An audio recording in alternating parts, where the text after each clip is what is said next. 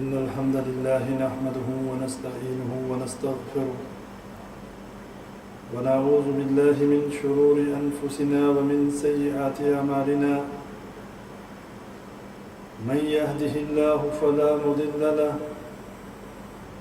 ومن يضلله فلا هادي له وأشهد أن لا إله إلا الله وحده لا شريك له وأشهد أن محمدًا عبده ورسوله أما بعد فإن خير الحديث كتاب الله وخير الهدي هدي محمد صلى الله عليه وسلم وشر الأمور محدثاتها وكل محدثة بدعة وكل بدعة ضلالة وكل ضلالة في النار. أعوذ بالله السميع العليم من الشيطان الرجيم من حمزه ونفخه ونفسه.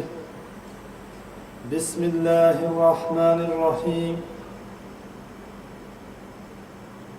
قل هذه سبيلي أدعو إلى الله على بصيرة أنا ومن اتبعني وسبحان الله وما أنا من المشركين.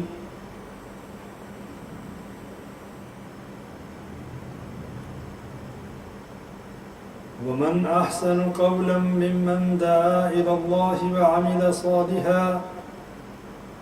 وقال إنني من المسلمين.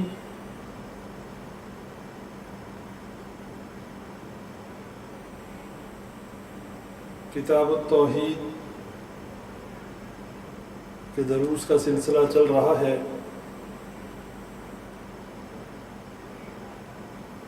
اللہ تبارک و تعالیٰ کے فضل و کرم سے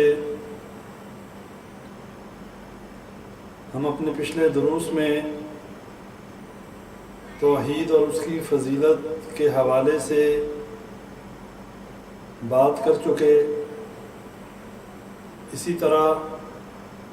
اس کے بعد شرک اور اس کے بارے میں آگہی حاصل کرنے کے لیے ہم نے کچھ دروس جو ہیں شرک کے موضوع پہ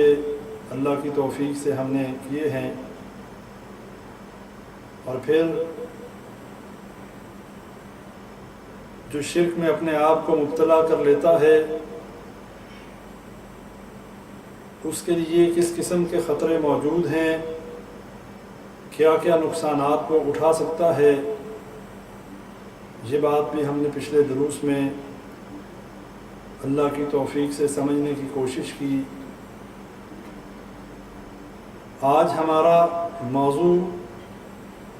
لا الہ الا اللہ کی شہادت اور گواہی کے بارے میں مزید وضاحت کے حوالے سے ہے. اور آج کا موضوع اس شخص کے بارے میں ہے کہ جو توحید کی فضیلت کو سمجھ لے، شرک کی ہلاکتوں اور شرک سے اپنے آپ کو بچانے کے لیے علم حاصل کر لے. جب اسے توحید کا فہم حاصل ہو جائے اور شرک کے بارے میں وہ یہ علم حاصل کر لے کہ کیسے شرک سے بچا جا سکتا ہے، پھر اس کے بعد اس کی ذمہ داری ختم نہیں ہو جاتی، بلکہ اس کے بعد اس کی یہ ذمہ داری ہے کہ وہ مخلوق خدا کو حکمت اور اچھی نصیحت کے ساتھ اللہ کی طرف دعوت دے، اس توحید کو دوسروں تک پہنچائے، اور پھر اس کے ساتھ ساتھ لوگوں کو شرک سے خبردار کرے، اور جو لوگ شرک میں مبتلا ہیں جہالت کی وجہ سے انہیں اس کے بارے میں آگہی دے. جو آیات میں نے آپ کے سامنے پڑھی ہیں اس میں بھی اللہ تبارک و تعالیٰ ایسے بندے کی فضیلت بیان کرتا ہے، ایسے بندے کے مناقب بیان کرتا ہے، اور جس کو اللہ یہ فرما دے کہ وہ اچھا انسان ہے، اس سے اچھا انسان ہو نہیں سکتا، تو میرے بھائیوں یہ بات یقیناً ایسے ہی ہے کہ اس سے بہترین انسان کوئی نہیں ہو سکتا۔ اور وہ کون ہے؟ وَمَنْ أَحْسَنُ قَوْلًا مِّمَّنْ دَعَا إِلَى اللَّهِ وَعَمِلَ صَالِحًا وَقَالَ إِنَّنِي مِنَ الْمُسْلِمِينَ، کہ اس سے اچھی بات کس شخص کی ہو سکتی ہے کہ جو ایک اللہ کی طرف بلانے والا ہو،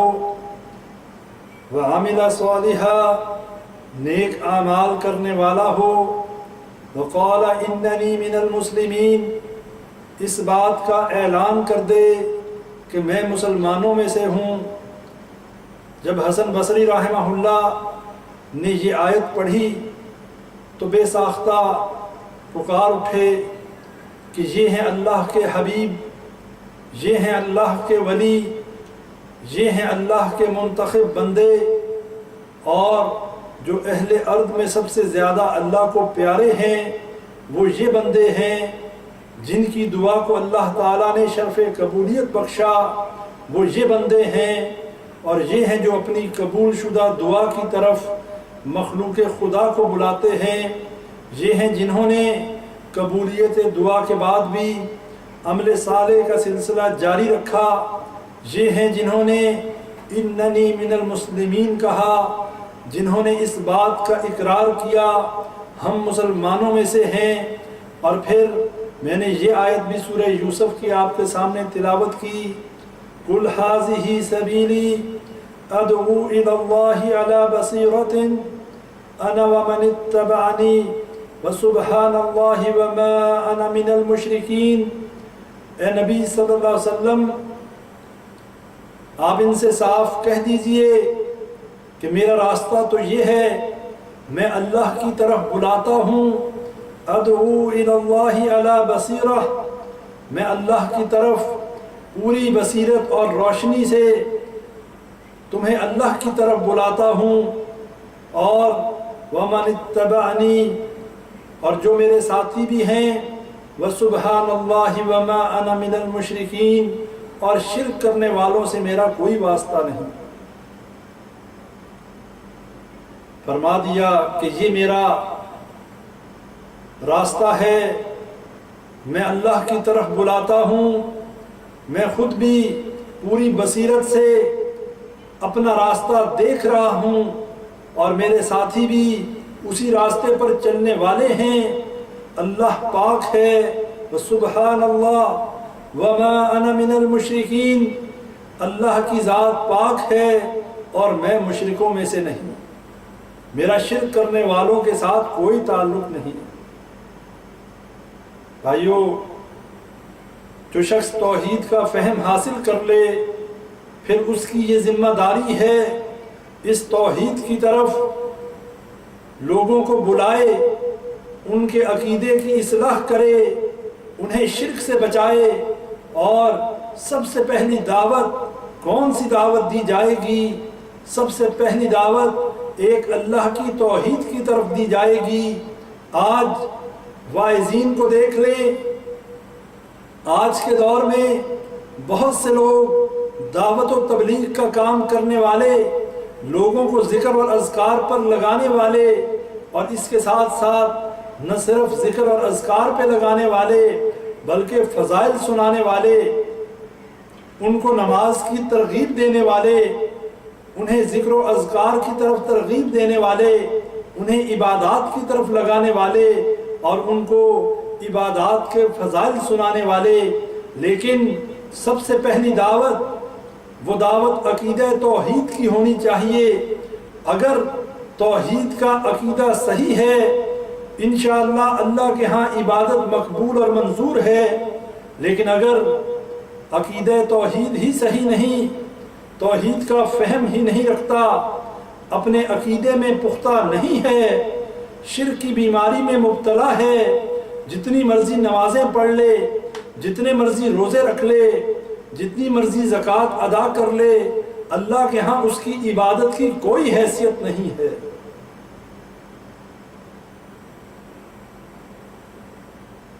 اور یہی بات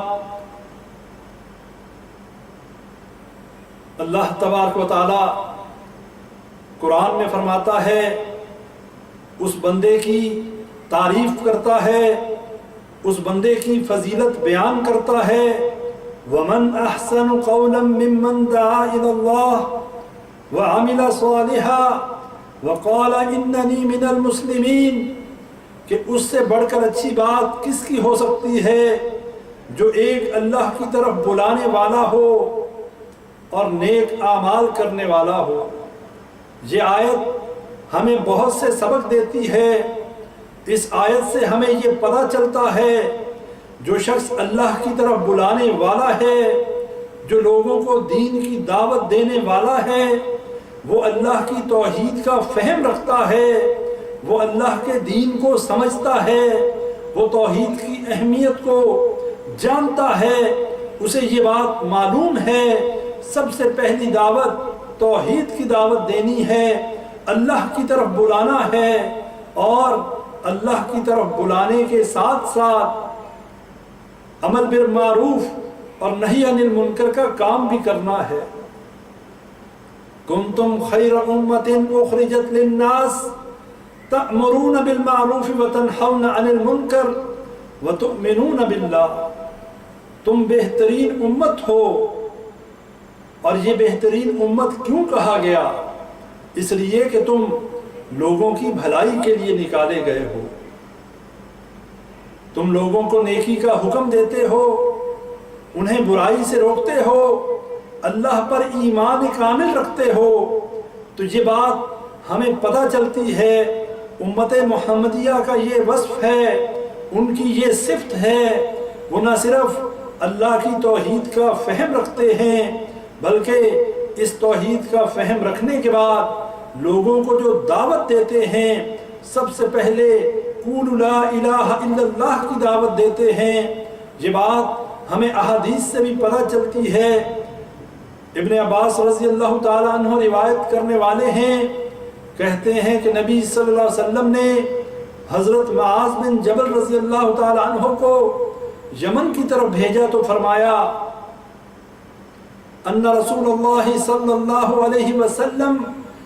لما بعث معاذا الى اليمن قال له، کہ جب نبی صلی اللہ علیہ وسلم نے حضرت معاذ بن جبل رضی اللہ تعالیٰ عنہ کو یمن کی طرف بھیجا، انہیں کیا نصیحت کی، انہیں کیا جو ہے نصیحت کرتے ہوئے کس طریقے سے دعوت دینی ہے، اس کا فہم کیسے دیا۔ إِنَّكَ تَأْتِي قَوْمًا مِّنْ أَهْلِ الْكِتَابِ فَلْيَكُنْ أَوَّلَ مَا تَدْعُوهُمْ إِلَيْهِ شَهَادَةُ أَن لَّا إِلَٰهَ إِلَّا اللَّهُ، کہا کہ تم ایسی قوم کی طرف جا رہے ہو جو اہل کتاب ہیں، سب سے پہلے جس بات کی تم نے ان کو دعوت دینی ہے، اول ما تدعوهم الیہ شہادۃ ان لا الہ الا اللہ وفی روایت الی ان یوحدوا اللہ، کہ ایک اللہ کی وحدانیت کی طرف تم نے دعوت دینی ہے، لا الہ الا اللہ کی طرف دعوت دینی ہے۔ انہیں جا کر نماز اور زکوٰۃ کے فرائض نہیں بتانے، انہیں جا کر نماز کی فضیلتیں نہیں بتانی، انہیں جا کر زکوٰۃ ادا کرنے کے ثواب نہیں بتانے، انہیں عبادات پر نہیں لگانا جب تک انہیں یہ نہ بتا دو کہ ایک اللہ پر ایمان لے آؤ، اپنے عقیدے کو صحیح کر لو، موحد بن جاؤ، شرک سے باز آ جاؤ۔ دوسری روایت میں ہے اِلَىٰ أَن يُوَحِّدُوا اللَّهَ، یہاں تک کہ وہ اللہ تعالیٰ کی وحدانیت کا اقرار کر لیں۔ پھر اس کے بعد کیا کرنا ہے؟ فرمایا اس کے بعد فَإِنَّهُمْ أَطَاعُوا لِذَلِكَ فَأَعْلِمْهُمْ أَنَّ اللَّهَ افْتَرَضَ عَلَيْهِمْ 5 صلوات فِي كُلِّ يَوْمٍ وَلَيْلَةٍ فَإِنْهُمْ أَطَاعُوا لِذَلِكَ فَأَعْلِمْهُمْ أَنَّ اللَّهَ افْتَرَضَ عَلَيْهِمْ صَدَقَةً تُؤْخَذُ مِنْ أَغْنِيَائِهِمْ فَتُرَدُّ عَلَى فُقَرَائِهِمْ۔ فرمایا جب وہ یہ بات مان لیں، تمہاری اطاعت اس بات پر کر لیں، لا الہ الا اللہ کا اقرار کر لیں، اس کے بعد انہیں کس بات کا فہم دینا، ان اللہ افترض علیہم 5 صلوات فی کل یوم و لیلہ، کہ اللہ نے تمہارے اوپر 5 نمازیں ایک دن اور رات میں فرض کی ہیں۔ فَإِنْهُمْ أَتَاؤُوا لِذَلِكَ، اور جب وہ یہ بھی مان لیں، فَعَلِمْهُمْ أَنَّ اللَّهَ افْتَرَضَ عَلَيْهِمْ صَدَقَةً تُؤْخَذُ مِنْ أَغْنِيَائِهِمْ فَتُرَدُّ عَلَى فُقَرَائِهِمْ، اس کے بعد انہیں یہ بتانا کہ اللہ نے تمہارے اوپر زکوٰۃ کو فرض کیا ہے، جو تمہارے امراء سے لی جائے گی، جو تمہارے اغنیاء سے لی جائے گی اور تمہارے فقراء میں تقسیم کی جائے گی۔ بھائیو، یہ ہے طریقہ دین کی دعوت دینے کا، یہ ہے طریقہ اللہ کی طرف بلانے کا، یہ ہے طریقہ کسی کو صحیح راستے صراط مستقیم کی طرف دعوت دینے کا۔ جتنے انبیاء کرام اللہ نے مبعوث فرمائے، ان سب نے اپنی اپنی قوم کو خطاب کرتے ہوئے اللہ کی طرف بلایا۔ نوح علیہ السلام نے اپنی قوم سے خطاب کرتے ہوئے کہا، اللہ تعبدوا الا اللہ، تم اللہ کے سوا کسی کی عبادت نہ کرو، اور انہیں کس طرف بلایا، قولوا لا الہ الا اللہ، لا الہ الا اللہ کہہ دو، لا الہ الا اللہ کا اقرار کر لو۔ اور یہ بات سمجھ لینی چاہیے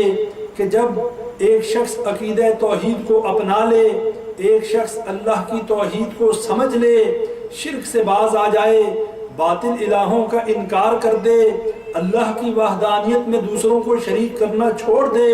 اس کے بعد اس کی نماز کا بھی فائدہ ہے، اس کے بعد اس کی زکوٰۃ کا بھی فائدہ ہے، اور اس کے بعد اس کے صدقات اور اس کے حج اور اس کے باقی معاملات کا بھی اللہ کے ہاں اجر و ثواب ہے۔ اور اگر دیکھا جائے، شیخ الاسلام امام ابن تیمیہ رحمہ اللہ فرماتے ہیں کہ اسلام کی روح سب سے پہلے انسان جس چیز کا مکلف ہے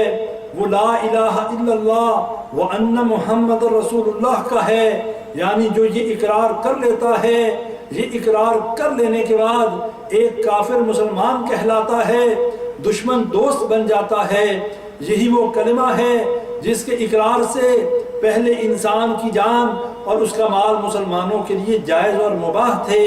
اور اس کے اقرار کے بعد اس کی جان اور مال مسلمانوں پر حرام قرار پاتا ہے۔ جو یہ کلمے کا اقرار کر لے، صدق کے دل سے اقرار کرے گا تو ایمان اس کے قلب میں داخل ہو جائے گا،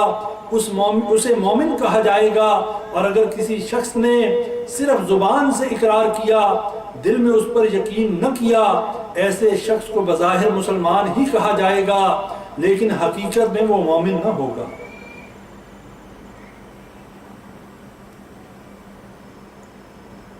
ہمیں یہ بات بھی پتہ چلی کہ جو شخص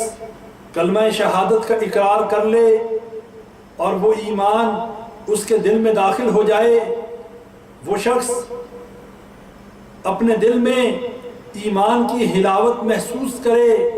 اسے مومن کہا جائے گا۔ اور اگر کسی شخص نے صرف زبان سے اقرار کیا، لا الہ الا اللہ کا اقرار کر لیا، لیکن اس پر دل سے یقین نہ کیا، ایسے شخص کو بظاہر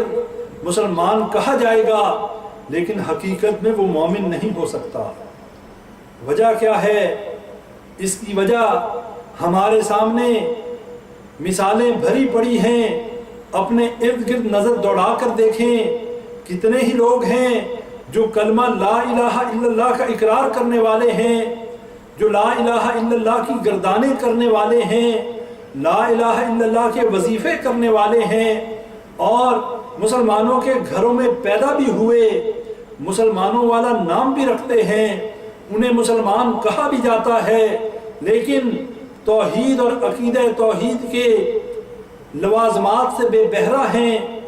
انہیں یہ معلوم ہی نہیں عقیدہ توحید کے کیا لوازمات ہیں، اس لا الہ الا اللہ کے کیا تقاضے ہیں۔ یہی وجہ ہے کہ لا الہ الا اللہ بھی پڑھتا ہے، علی حجویری کو مشکل کشا بھی کہتا ہے، لا الہ الا اللہ بھی کہتا ہے، بری امام کو بری کرنے والا بھی کہتا ہے، لا الہ الا اللہ بھی کہتا ہے، غیر اللہ کے مزاروں پر جا کے نظر و نیاز دیتا ہے، لا الہ الا اللہ بھی کہتا ہے، دوسروں سے مشکل کشائی کے عقیدے بھی رکھتا ہے، لا الہ الا اللہ بھی کہتا ہے، اور یا رسول اللہ مدد کے نعرے بھی لگاتا ہے، لا الہ الا اللہ کا اقرار کرتا ہے، یا علی مدد کے نعرے لگاتا ہے، اسے توحید کا فہم حاصل ہی نہیں ہو سکا۔ مسلمانوں کی صف میں شامل تو ہو گیا، مسلمانوں کا ٹائٹل تو مل گیا، لیکن یہ مومن نہیں ہے، یہ موحد نہیں ہے۔ اس کے جتنے یہ کام ہیں، اللہ کو چھوڑ کر غیر اللہ کو پکارتا رہا، یہ شرک کرنے والا ہے، اور شرک بھی کون سا، جو کہ شرک اکبر ہے۔ اسی حالت میں مر گیا، اور اگر توبہ نہ کی، عقیدہ توحید کا فہم حاصل نہ کر سکا، غیر اللہ کو پکارتے ہوئے مر گیا، دخل النار، جہنم میں داخل کیا جائے گا۔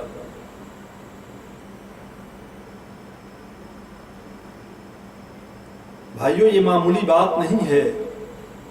آج کے اس دور میں اس عقیدہ توحید کو جو اہمیت دی جانی تھی وہ نہیں دی گئی۔ آج اس عقیدہ توحید کو صرف لا الہ الا اللہ تک محدود کر دیا کہ اس لا الہ الا اللہ کا نام لے لو، اس کا اقرار کر لو، اس کا وظیفہ کر لو، بس ہم مسلمان ہیں۔ اس کے بعد اس کے لوازمات کو سمجھنے، اس کے تقاضوں کو پورا کرنے کی کوئی ضرورت نہیں۔ یہی وجہ ہے ہم عبادات کرتے ہیں، ہماری عبادات کے اندر نہ خشوع ہے نہ خضوع ہے، ہماری عبادات کے اندر نہ تو اللہ کے ساتھ وہ ربط ہے، نہ اللہ کے ساتھ وہ رابطہ ہے، ورنہ نماز پڑھنے والا اللہ کے ساتھ گفتگو کرتا ہے۔ نبی صلی اللہ علیہ وسلم نے فرمایا، احسان کی ڈیفینیشن بتائی۔ جبریل علیہ السلام نے پوچھا احسان کیا ہے؟ نبی صلی اللہ علیہ وسلم نے فرمایا احسان یہ ہے کہ تو یہ گمان کرے کہ تو اللہ کو دیکھ رہا ہے، اور اگر تو یہ حالت پیدا نہ کر سکے تو پھر کم از کم یہ گمان کر لے کہ اللہ تو تجھے دیکھ رہا ہے۔ لیکن ہماری عبادات میں نہ تو ہمیں یہ محسوس ہوتا ہے کہ ہم اللہ کو دیکھ رہے ہیں، نہ ہی ہماری یہ حالت ہوتی ہے کہ اللہ ہمیں دیکھ رہا ہے۔ جو دل کرتا ہے، جیسے دل کرتا ہے عبادت کرتے ہیں، جیسے دل کرتا ہے نماز پڑھتے ہیں۔ ہماری نمازوں کے اندر وہ خشوع اور خضوع پایا ہی نہیں جاتا کہ جو نماز پڑھنے کے بعد مومن کی کیفیت ہوتی ہے، جو اس کی روح کو سکون ملتا ہے۔ ہماری عبادات کے بعد ہمیں سکون نہیں ملتا، بلکہ ہماری بے سکونی میں اضافہ ہو جاتا ہے۔ اس لیے ان الصلاۃ تنہا عن الفحشاء والمنکر، نماز فحاشی اور برے کاموں سے روکتی ہے۔ ہماری نماز نہ ہمیں شرک سے روکتی ہے، ہماری نماز نہ ہمیں بے حیائی سے روکتی ہے۔ ہم نماز پڑھتے ہیں، ایاک نعبد و ایاک نستعین کہتے ہیں، لیکن اللہ سے یہ قول اقرار کرتے ہیں ہم صرف تیری ہی عبادت کرتے ہیں اور تجھ ہی سے مدد مانگتے ہیں۔ لیکن بھائیوں، بڑی بدقسمتی کی بات ہے، دن میں 5 وقت جس کو نماز پڑھنے کی توفیق مل جائے اور وہ نمازوں میں ہر رکعت میں اللہ سے یہ اقرار کرے کہ اے اللہ میں صرف تیری ہی عبادت کرتا ہوں اور اس تیرے علاوہ کسی کی عبادت نہیں کرتا، تجھ ہی سے مدد مانگتا ہوں، لیکن اس کے بعد وہی شخص آپ کو غیر اللہ کے مزاروں پر بھی نظر آئے گا، آپ کو درباروں کی خاک چھانتا ہوا بھی نظر آئے گا،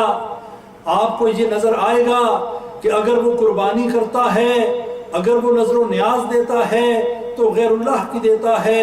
اگر مدد مانگتا ہے تو غیر اللہ سے مانگتا ہے، اگر تعظیم کرتا ہے تو غیر اللہ کی کرتا ہے، اللہ کے علاوہ اوروں سے اولادیں مانگتا ہے، اللہ کے علاوہ اوروں سے مشکل کشائی کے دعوے کرتا ہے، ان سے مشکل کشائی کے لیے دعائیں کرتا ہے، ان کے سامنے سر بسجود ہوتا ہے۔ بھائیوں یہ کیسی نماز ہے، یہ کیسی عبادت ہے کہ جو انسان کو اللہ کے قریب نہیں کرتی بلکہ اللہ سے دور کر کے غیر اللہ کے نزدیک کرتی ہے۔ اور ہم پھر بھی بڑے مطمئن ہیں، ہم نے نماز پڑھی ہے، ہم نے اللہ کی عبادت کی ہے۔ بھائیو ایسی عبادت کا کوئی فائدہ نہیں۔ اور اس درس کا موضوع یہ ہے کہ جو شخص دین کا فہم رکھتا ہو، جو توحید کو سمجھ لے، اسے چاہیے کہ اس توحید کو آگے پھیلائے۔ بلغوا انی ولو آیا کے مصداق، یہ اس کی ذمہ داری ہے کہ وہ اسی توحید کو لے کر اٹھے اور دوسروں تک اس توحید کو پھیلائے، لوگوں کو شرک سے روکے اور ان کے سامنے اللہ کی وحدانیت کو بیان کرے۔ لیکن آج بڑے افسوس سے کہنا پڑتا ہے، پہلی تو بات یہ ہے اللہ کی توحید بیان کی نہیں جاتی، اور اگر اللہ کی توحید بیان کی بھی جائے پھر شرک کا رد نہیں کیا جاتا۔ یہ تو کہہ دیا جاتا ہے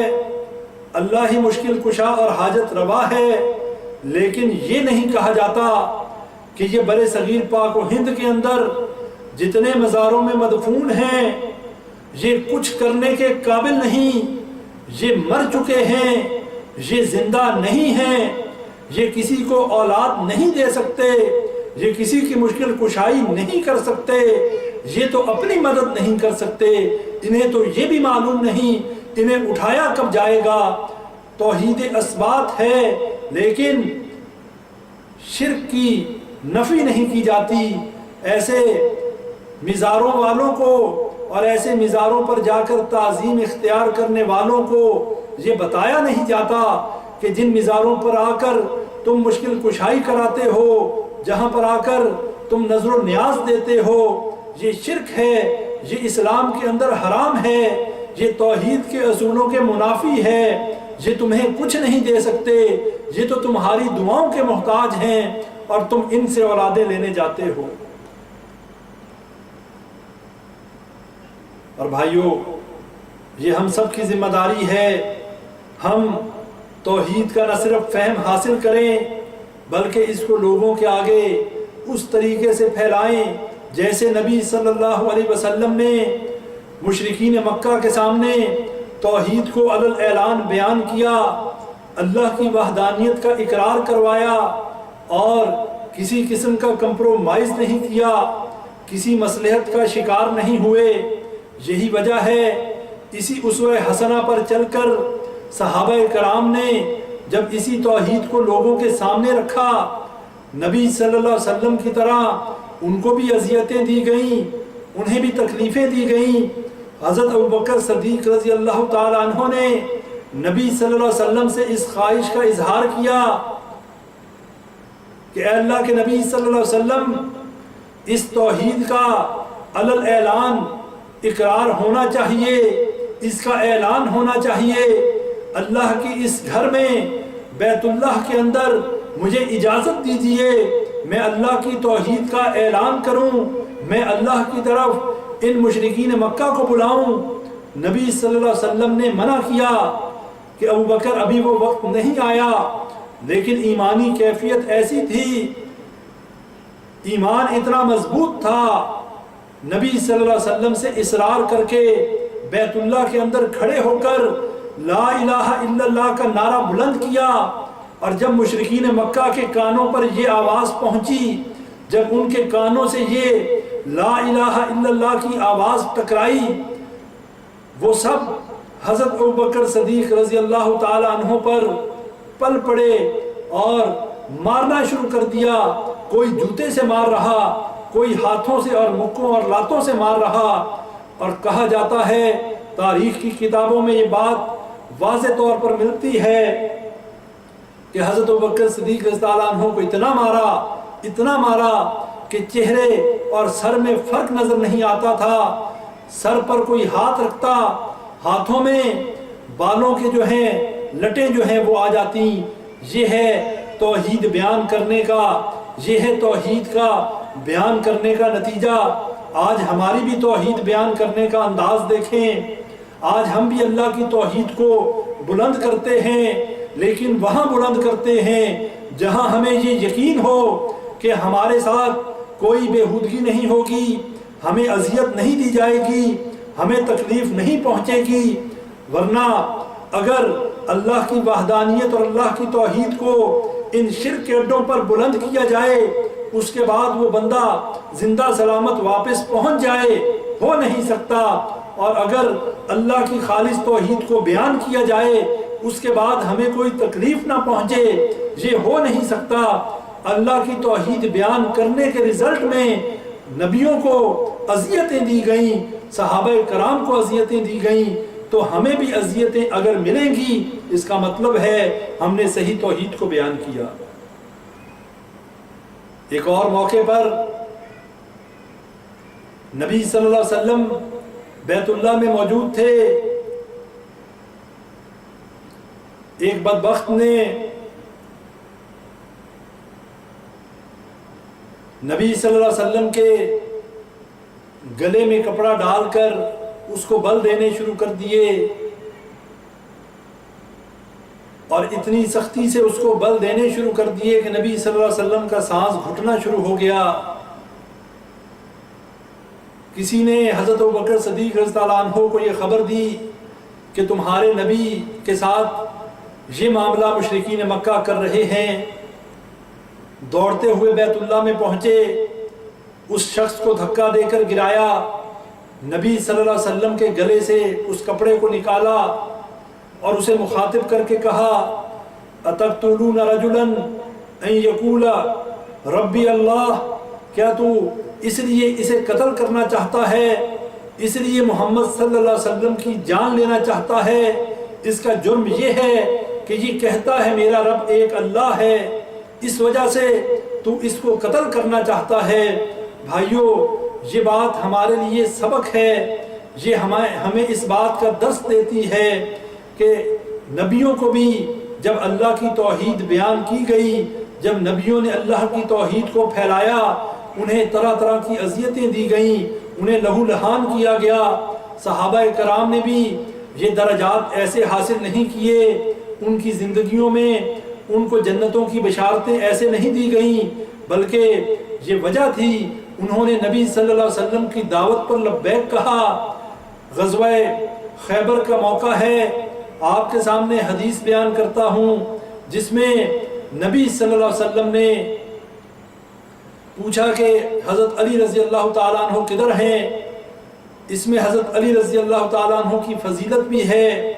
اور اس کے ساتھ ساتھ یہ بھی ہمیں پتہ چلتا ہے کہ دین اور توحید کی طرف بلانے کی کیا فضیلت ہے. نبی صلی اللہ علیہ وسلم نے حضرت علی رضی اللہ تعالیٰ عنہ کے بارے میں پوچھا کہ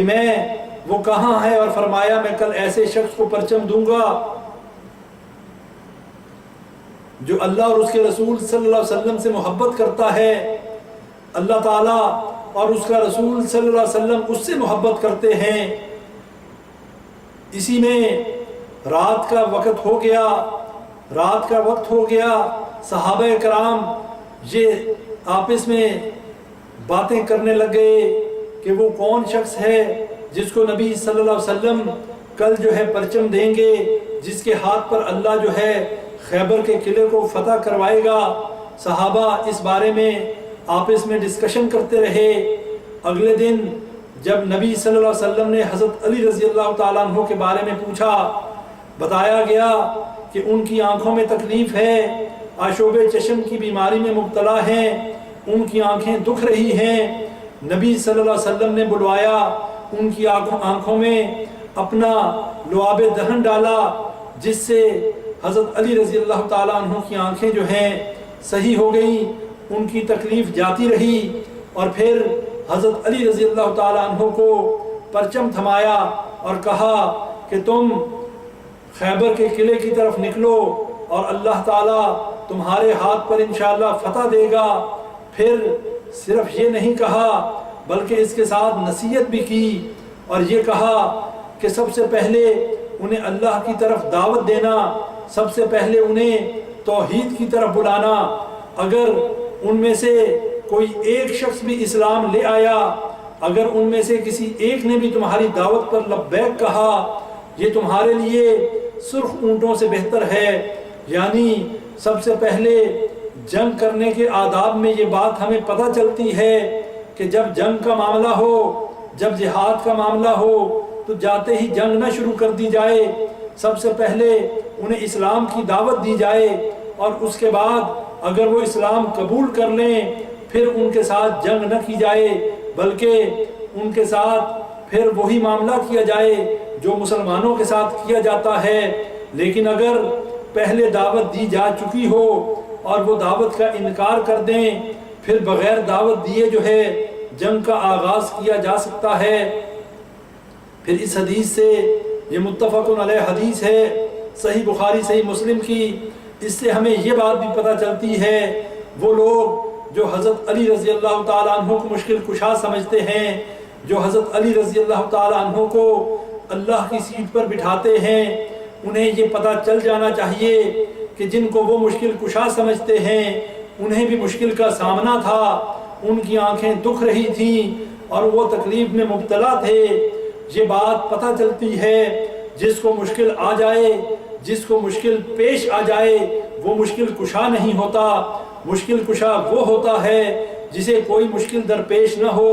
جو دوسروں کی مشکلوں کو دور کرنے والا ہو۔ اگر مشکل آ جائے، جس کو مشکل کشا سمجھا جاتا ہے وہ پھر مشکل کشا نہیں ہو سکتا۔ مشکل کشا صرف وہ ذات ہو سکتی ہے جسے کبھی کوئی مشکل نہیں آتی۔ اور اس کے ساتھ ناصبیوں کا رد بھی اس حدیث میں موجود ہے، خوارج کا رد بھی اس حدیث میں موجود ہے، جو حضرت علی رضی اللہ تعالیٰ عنہ پر طعن و تشنیع کرتے ہیں، جو ان پر کفر کے فتوے لگاتے ہیں۔ اور خوارج جو سب سے پہلا فتنہ اسلام کے اندر پیدا ہوا، جنہوں نے حضرت علی رضی اللہ تعالیٰ عنہ اور اسی طرح حضرت امیر معاویہ رضی اللہ تعالیٰ عنہ کے اوپر کفر کے فتوے لگائے، ان کا بھی رد اس میں موجود ہے۔ اس حدیث میں حضرت علی رضی اللہ تعالیٰ عنہ کی فضیلت ہمیں پتہ چلتی ہے کہ جس میں نبی صلی اللہ علیہ وسلم نے فرمایا کہ اللہ اور اس کا رسول ان سے محبت کرتا ہے اور وہ اللہ اور اس کے رسول سے محبت کرنے والے ہیں۔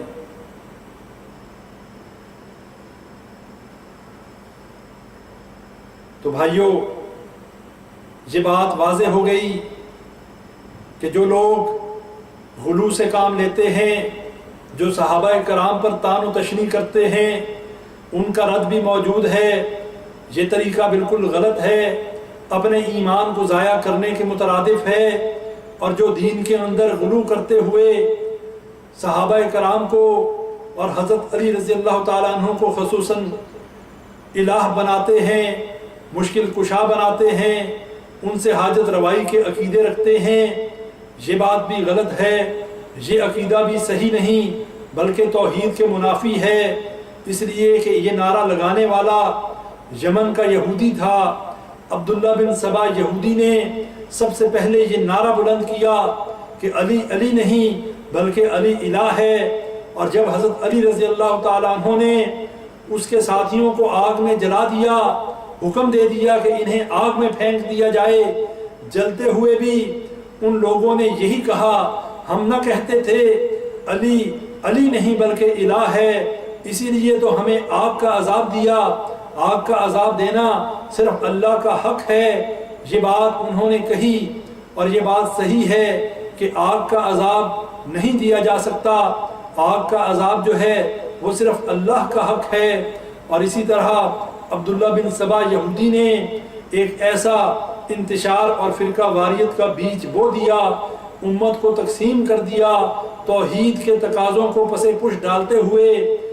اسلام کے لبادے میں ایک یہودی ایسے داخل ہوا، اس نے نہ صرف دین کی ساری بنیاد کو ہلانے کے لیے صحابہ کرام کے اوپر کفر کے فتوے لگوا دیے، کہہ دیا کہ تمام کے تمام صحابہ معاذ اللہ مرتد ہو گئے تھے سوائے 3 صحابہ کے، اور اس کے ساتھ ساتھ اس نے عقیدہ توحید کو بھی نقصان پہنچانے کی بھرپور کوشش کی۔ اس کی مثال ہمیں یہ ملتی ہے کہ جو اس نے یہ کہا کہ علی علی نہیں بلکہ علی الہ ہیں۔ بھائیوں، یہ بات آج کے ان گمراہ فرقوں میں آپ کو نظر آئے گی جو تو اہل بیت کی جھوٹی محبت میں عقیدہ توحید کے منافی حرکات اور کام کرتے ہیں۔ یہی بات آپ کو ان لوگوں میں نظر آئے گی جو اولیاء اللہ کی شان بڑھاتے ہوئے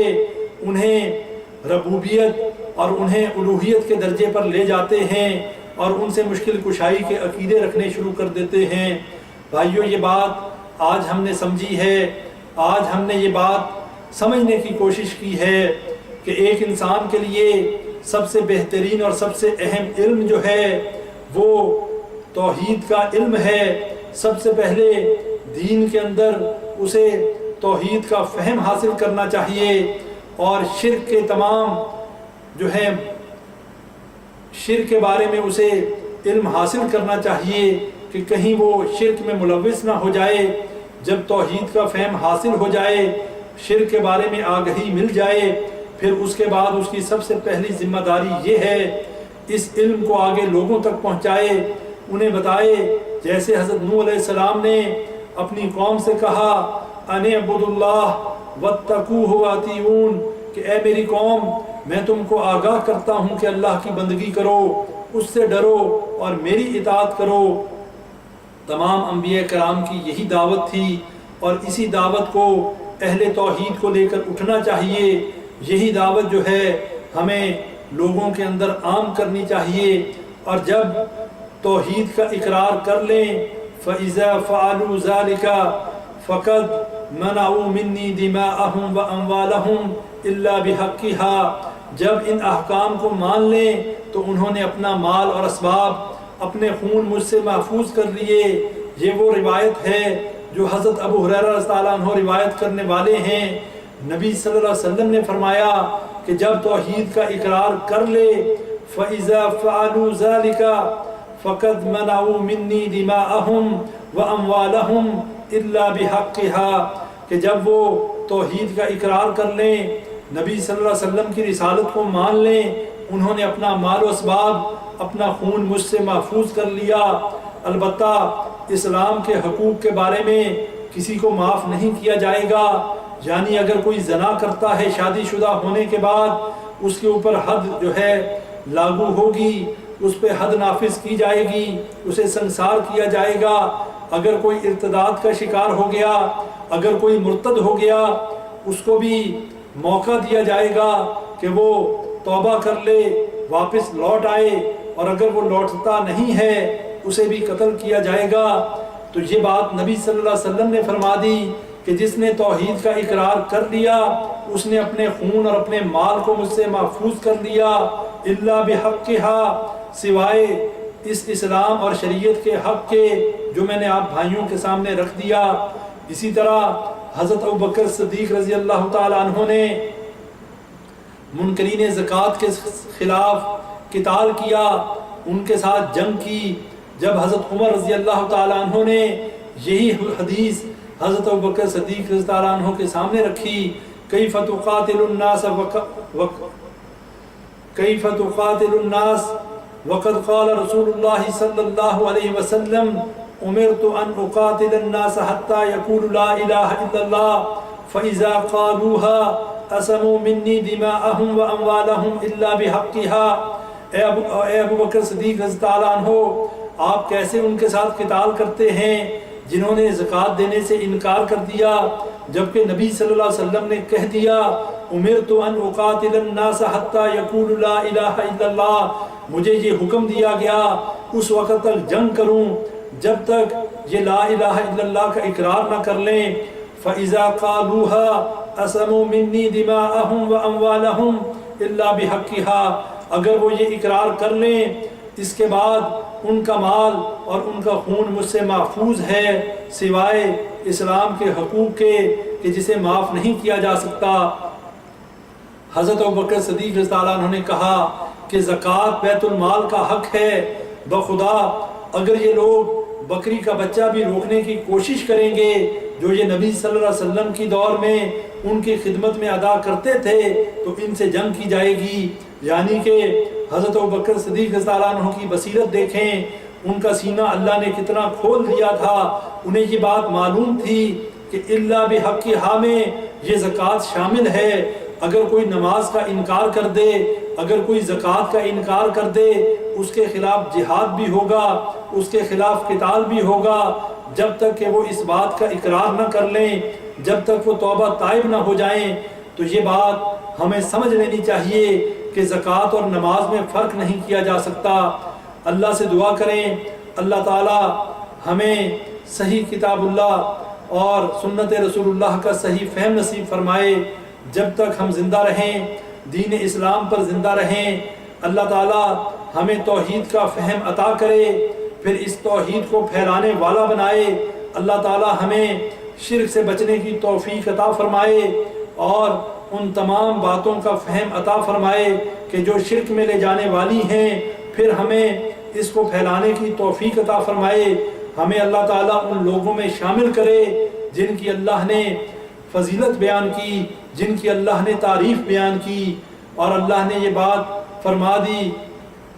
کہ اس شخص سے بہتر بات کس کی ہو سکتی ہے۔ وَمَنْ أَحْسَنُ قَوْلًا مِّمَّنْ دَعَا إِلَى اللَّهِ وَعَمِلَ صَالِحًا وَقَالَ إِنَّنِي مِنَ الْمُسْلِمِينَ۔ اے اللہ ہمیں اسی گروہ میں شامل کر کہ جو ایک اللہ کی طرف بلانے والے ہوں، جو نیک اعمال کرنے والے ہوں، جو اعمال صالح کرنے والے ہوں، اور جو یہ اقرار کرنے والے ہوں کہ ہم مسلمانوں میں سے ہیں۔ اللہ سے دعا ہے اللہ تعالیٰ جتنی باتیں کی گئیں، جو باتیں کتاب اللہ اور سنت رسول اللہ کے عین مطابق تھیں، وہ اللہ کی طرف سے ہیں، اور جو بات کوئی غلط ہوئی ہو وہ میری اور شیطان کی طرف سے ہے۔ اللہ تعالیٰ معاف فرمائے۔ ربنا تقبل منا انك انت السميع العليم وتب علينا انك انت التواب الرحيم۔ سبحان ربك رب العزة عما يصفون وسلام على المرسلين والحمد لله رب العالمين۔